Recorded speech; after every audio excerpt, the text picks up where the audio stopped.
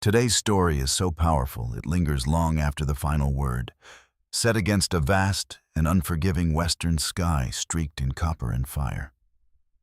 It unfolds in a land where survival is never guaranteed and where two worlds collide beneath towering red canyon walls. This is a place where the desert keeps secrets, where love is dangerous, and where fate waits quietly in the dust. It all began with a single overturned stagecoach. A moment of chaos that seemed small against the endless horizon, yet powerful enough to change two lives forever. Before we kick off this adventure, don't forget to hit like on the video and let us know in the comments where you're watching from. Autumn of 1868 slipped across the high desert of New Mexico like a secret too heavy to speak aloud. The mesas burned copper and amber beneath a sky so wide and blue it felt almost defiant. Wind and time had sculpted the land into towering red spires and jagged cliffs, monuments older than memory. Out there, a person's grief meant nothing. The earth had been enduring long before sorrow learned to take shape. And it was into that merciless beauty that Maeve Lockhart had come prepared to vanish. She hadn't set out to die. She'd only meant to disappear. Boston had closed its doors to her after the scandal with Alistair Rowe spilled into drawing rooms and newspapers alike. Her father, Conrad Lockhart, a textile magnate with iron pride running thicker than blood, told her she was no longer welcome under his roof. Her mother, Lenora Lockhart, wept behind lace handkerchiefs and chose reputation over her own daughter. So Maeve gathered what cash she could and boarded westbound trains, each mile stripping away another piece of the life she had known. She didn't know what she was chasing, only that something out there pulled at her, steady and inescapable as gravity. 3 days east of Santa Fe, the stagecoach overturned. The driver, Rufus Crowley, had been drunk, and autumn rain had turned the road into a ribbon of slick clay. Maeve remembered the violent jolt, horses screaming, the sky flipping upside down. Then pain, swallowing everything. She woke alone. Some passengers lay still, others had fled. Her leg twisted beneath her at a grotesque angle, nausea rolling through her. The desert stretched endless and indifferent in every direction. In that moment, she knew with terrible certainty she would not live to see another dawn. She was wrong. She lay trapped in the shattered coach as the sun crawled across the sky. Her throat felt flayed raw from thirst. Every tremor of her body sent fire ripping through her broken leg. Consciousness drifted in and out, like a boat slipping its moorings. She thought of Lenora's lavender perfume, of her mother's trembling voice telling her to leave. She thought of Alistair Rowe, his promises, his smirk when she confronted him, the way betrayal glittered in his eyes. Every choice, every mistake had led her here, to die unnamed in a land that owed her nothing. The sun was bleeding into the horizon when she heard it. Hoofbeats. At first she thought it was her failing heart. Then a shadow crossed her face. She looked up into dark eyes, sharp and unreadable. He was Apache. Silver and turquoise caught the last light at his throat and wrists. His black hair fell past his shoulders, loose and wind-tangled. His face was carved in hard lines, high cheekbones, steady mouth, a warrior's stillness balanced with something unexpectedly gentle. He slid from his horse in one fluid motion and knelt beside her. His hands moved with swift precision, checking her injuries. He spoke first in Apache, the words low and rhythmic. When she did not answer, he tried Spanish. Finally, he exhaled and spoke in English, accented but firm. "Your leg's broken," he said quietly. "Bone didn't break the skin. That's mercy." His gaze swept the horizon. "You stay here, the cold will take you, or the coyotes will." Maeve tried to speak, tried to ask his name, but only a dry rasp escaped her. He seemed to understand anyway. Without another word, he lifted her as if she weighed nothing. Pain exploded white-hot through her body. She cried out, gripping his shirt, burying her face against the solid warmth of his chest. He paused, steadying her, letting the worst of it pass before carrying her to his horse. Somehow he mounted with her cradled against him, holding her close as night swallowed the desert. They rode through deepening darkness. The horse moved sure-footed over stone and sand. Maeve drifted between waking and oblivion. She felt his arms locked around her, felt the steady rhythm of his heartbeat beneath her cheek. His body shielded her from the cold wind slicing across the open land. Above them, the sky filled with stars, more than she had ever seen back east. They spilled across the heavens like a river of fire. She would later learn his name was Takan. He had been riding back from trade near Santa Fe when he found the wreckage. He saw the dead first, assumed all were gone. Then he noticed the faintest movement, a flicker of red-gold hair against the dust. He had no reason to save her, every reason to leave her. A white woman, alone, proof enough of the cruelty his people had endured. But something in her face, in the stubborn rise and fall of her breath, stopped him. He carried her into a hidden canyon where his family lived between towering red walls and a narrow stream that cut through stone like a silver vein. The place felt untouched by the outside world. They looked at Maeve with guarded eyes. Zakoa, broad-shouldered and wary. Miska, silent but sharp. And others who had survived forced marches and imprisonment far from their homeland. Suspicion hung heavy in the air. Takan spoke quickly in Apache. After a long silence, they helped him bring her inside. What followed blurred into fevered fragments. Pain, smoke, murmured voices. Ishta, Takan's grandmother, set Maeve's leg with hands that looked brittle but held surprising strength. Her lined face told stories Maeve could never fully understand. Bundles of sage and crushed herbs smoked in clay bowls. Bitter tea burned down her throat, pulling fever from her blood. Days bled into weeks. Takan remained near, bringing water, steadying her when pain struck, speaking softly in the quiet hours of night. She didn't always understand the words, but she understood the tone. And somewhere between agony and healing, something inside Maeve Lockhart began to mend in ways her broken leg never could. Long stretches of heavy sleep swallowed Maeve Lockhart, broken only by flashes of sharp awareness so vivid she could not tell which world was real. The fevered dark or the fire-lit room. Through it all, Takaan remained near. Sometimes she sensed him before she saw him, a quiet strength at the edge of her vision. He pressed cool water to her lips when thirst scorched her throat, brought broth when she could manage a few shaky swallows, and stayed through the long nights when pain refused to loosen its grip. His voice, deep and steady as distant thunder, filled the silence. She did not always grasp his words, but the sound of them soothed something raw inside her. He spoke of his people, their legends carried on winter winds, the songs sung beneath open skies, the belief that every life was tied together like threads in a single woven pattern. He told her of forced marches under armed watch, of families driven from sacred ground to dry, merciless land where hunger and sickness stalked the weak.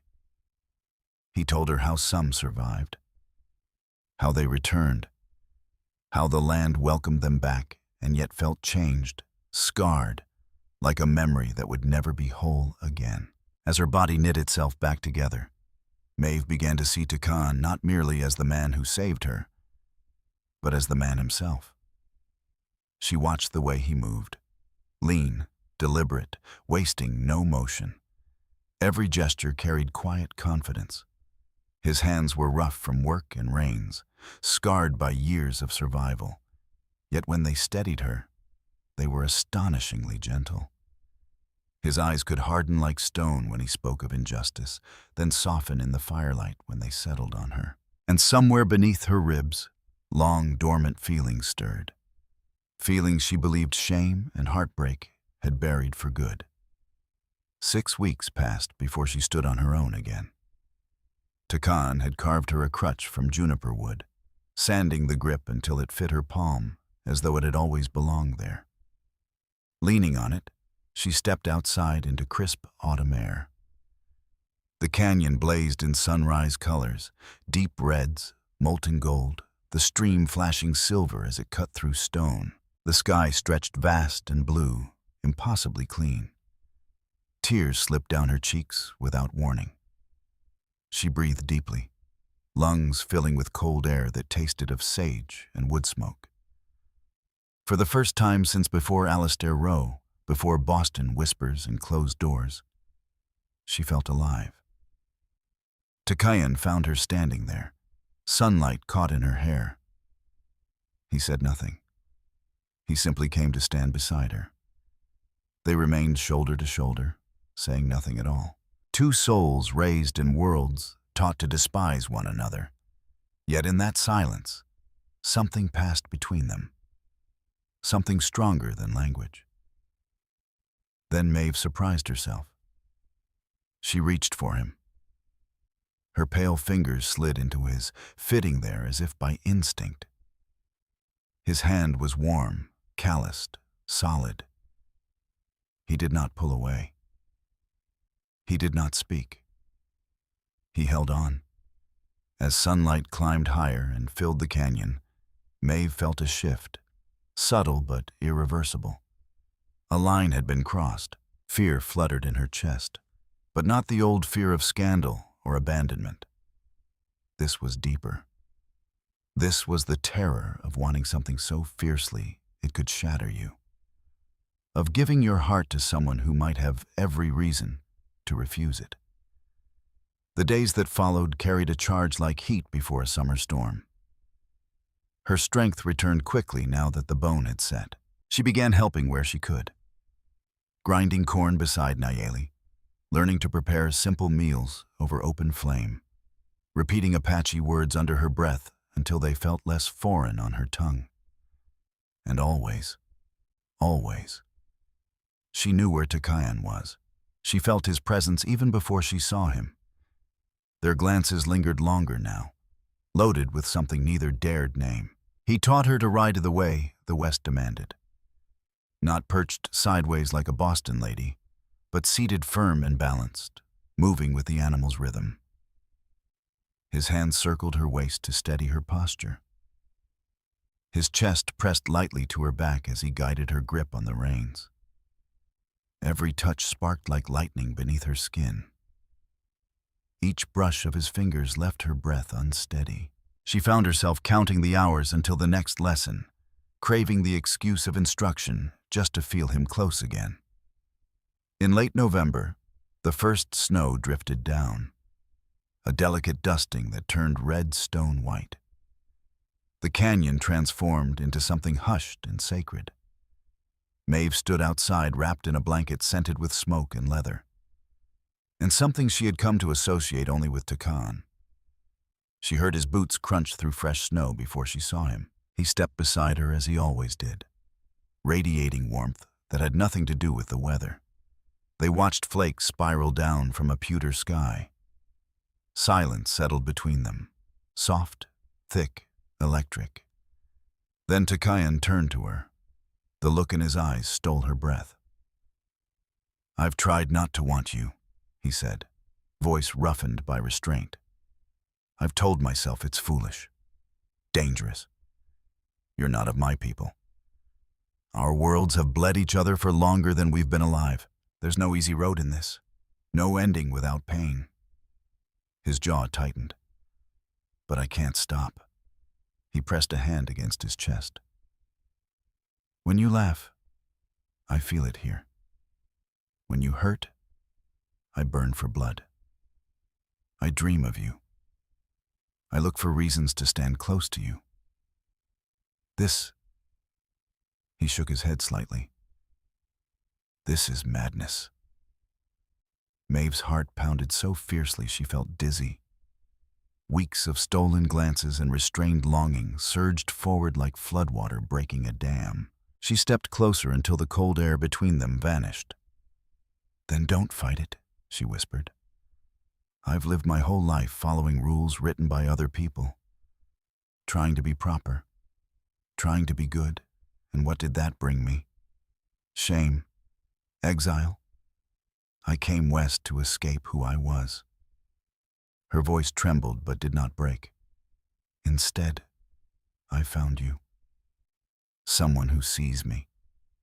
Not the scandal, not the burden. Just me." She met his gaze without flinching. "If this is madness," she said softly, "then let's be mad together." He kissed her, not gently, not politely. It was fierce and unguarded, a collision of need and relief. His hands framed her face, tilting her toward him as snow drifted around them like silent witnesses. Maeve melted against him, a breathless sound escaping her lips, swallowed by the falling white. They stumbled through the doorway, still locked together, mouths fused, breath tangled, barely managing not to fall over the threshold. Inside, the fire had burned down to a bed of glowing coals, casting the small room in flickers of gold and shadow. Compared to the sharp winter air outside, the space felt close, intimate, alive with heat. Takan broke the kiss long enough to kneel and feed the flames. Maeve watched him, as though seeing him for the first time. Firelight rolled across his features, the sharp bridge of his nose, the strong cut of his jaw, the powerful line of his shoulders beneath worn fabric. He was beautiful, not in the polished way Boston society admired, not in tailored coats and careful smiles. His beauty was raw, unvarnished, like the canyon at sunrise. Something older than manners, something truer than reputation. He turned and caught her watching him.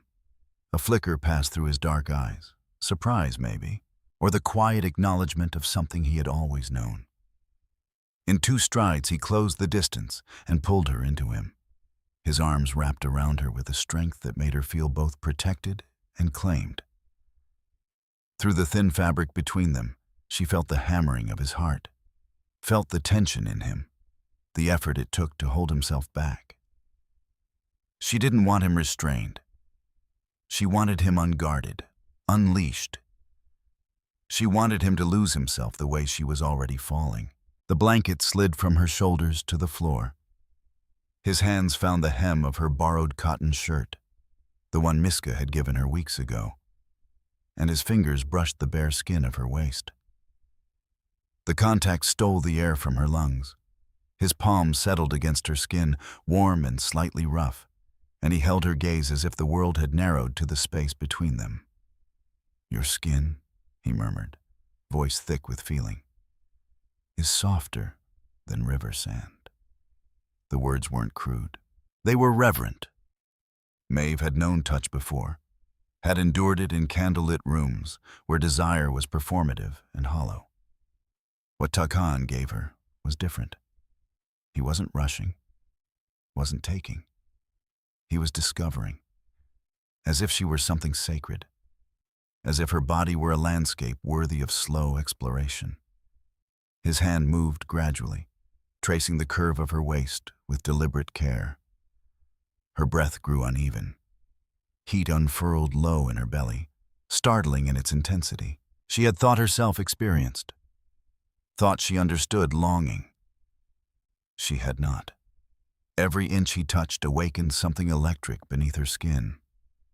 She reached for him, fingers fumbling with the buttons of his shirt. They trembled as she worked them free. Firelight slid over the planes of his chest as the fabric fell open, bronze and shadow and muscle shaped by hard living. She pressed her palm against him, feeling his pulse pounding beneath her hand. The power of that knowledge, that she could affect him this way, sent a tremor through her. They undressed slowly, almost solemnly, as though unwrapping something fragile and precious. Takan's hands moved over her with the same patience he used when carving wood or tending a fire. He learned the places that made her breath catch, the places that made her cling to him and whisper his name. He kissed the line of her neck, her shoulder, the hollow at her throat where her pulse fluttered fast and wild. Maeve arched toward him without hesitation, surrendering control she had always clung to before. They sank onto the blankets near the fire, bodies fitting together as if shaped for it. Takan moved over her with steady strength, never breaking eye contact. His gaze held hers, not possessive, not careless, but intent, present. He spoke softly in Apache, words she did not fully understand, but felt in her bones. Low, melodic, intimate. She answered him in broken breaths and the repeated sound of his name. Time unraveled in that room. The storm outside might as well have belonged to another world. Heat built between them, rising, cresting, breaking, only to gather again.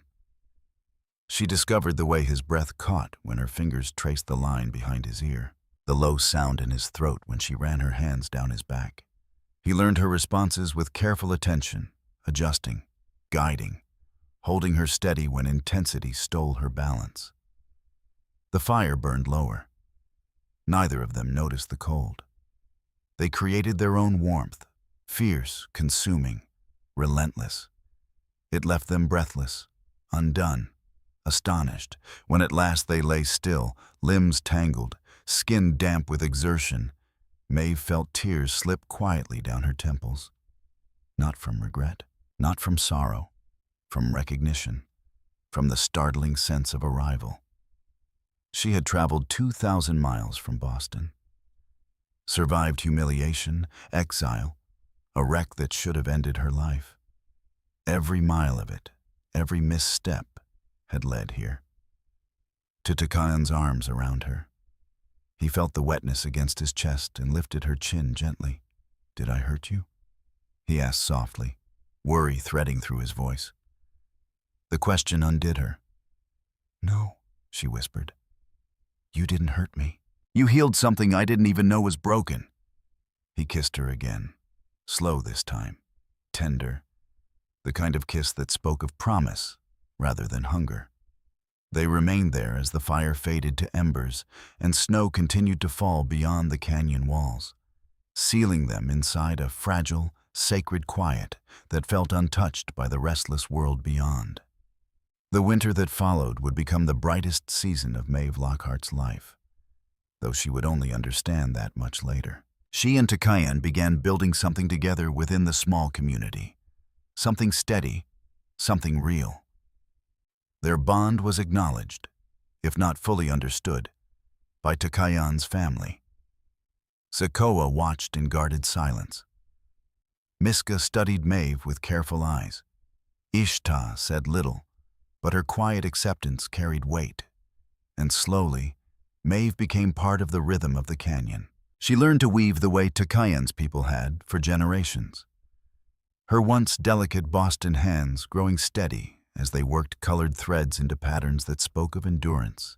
Storms survived, and dawn after darkness. Each design told a story of land, of ancestors, of survival written in fiber. She learned the songs sung beneath winter skies, the ceremonies that marked seasons, grief, harvest, renewal. The cadence of the culture seeped into her bones. It was older than Boston's brick streets, older than Conrad Lockhart's fortune, older than the nation that tried to claim the land beneath their feet. And in that ancient rhythm, Maeve found a truth no drawing room lecture had ever given her. They were not perfect. They argued. Pride met pride. Takan could be immovable as canyon stone.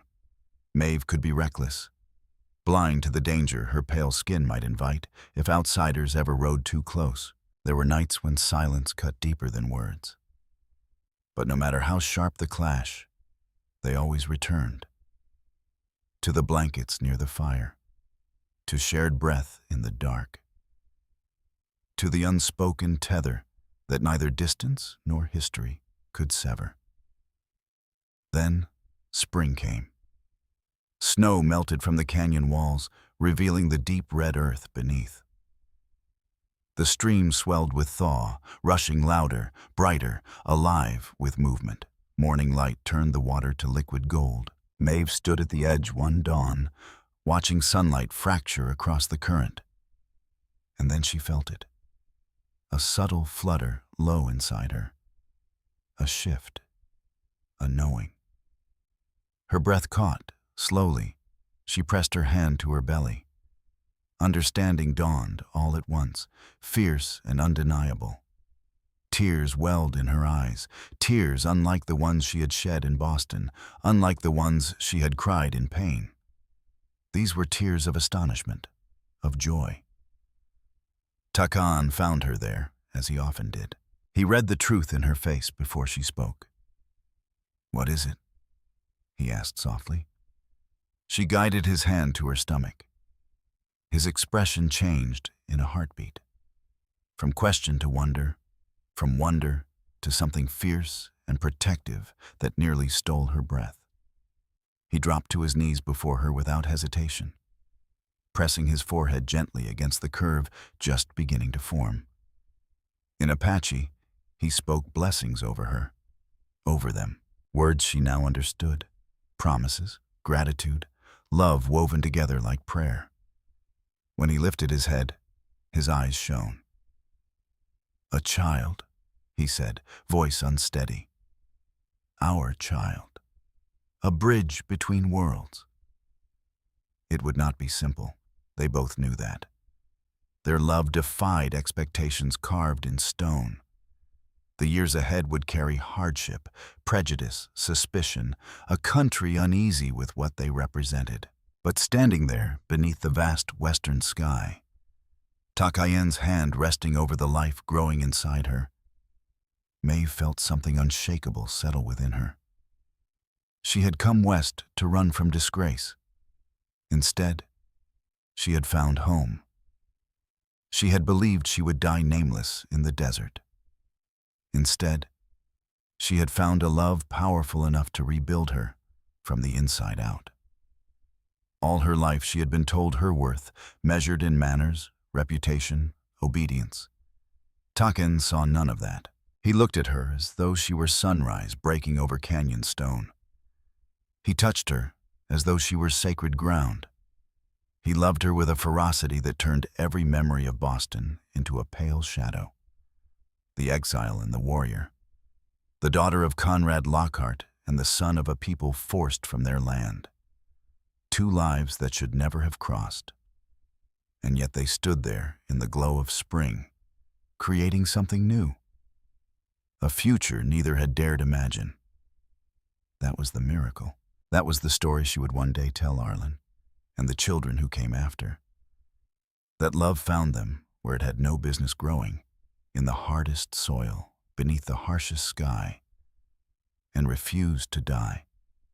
Takan's hand slipped beneath her shirt once more, resting reverently against her warm skin. "Your skin," he whispered, voice softened with awe, "is still soft as rain-washed earth. And now it carries our future, proof that love is stronger than every wall they tried to build between us." Maeve leaned into him, feeling the steady strength of his body at her back, the new life inside her, stirring like a quiet promise. Around them, canyon walls rose red and eternal. The stream sang on without end. The sky stretched wide and boundless overhead. Two souls from different worlds stood together in the morning light, holding each other, holding their child, holding the fragile, defiant hope of everything that mattered. This was her story. This was their story, and it was only just beginning. Finally, let me send my deep thanks to you. Thank you for listening. If this story has touched your heart, I invite you to stay with us to discover more true tales of the Wild West. Stories that honor resilience, tenderness, and the spirit that God placed in those who blaze the trail. Subscribe, share, leave your thoughts in the comments, and join us once again to journey across this untamed land. Thank you. Aviso legal/disclaimer. These stories are crafted purely for entertainment and may contain imaginative additions or dramatic interpretations inspired by old frontier eras. We use AI-based resources, voice, imagery, and drafting as part of our creative process. But every final detail is carefully reviewed and shaped by human effort to preserve emotional depth and authenticity. We strictly follow YouTube's rules regarding AI-generated content and refrain from deepfakes, altered identities, or misleading representations. All images, sounds, and related materials are lawfully obtained. Please do not reuse, modify, or distribute any portion of this content without written permission. Thank you for valuing creativity, respect, and original work.